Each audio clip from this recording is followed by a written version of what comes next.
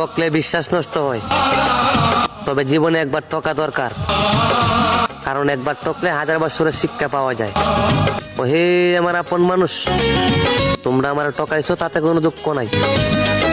আপন হইয়া পড়ার মতো ব্যবহার করছো, ওই কথাটা ভাবতে বুকটা পাইতে যায়। সম্পর্ক বদলে গেল একটি পলকে, আপনকে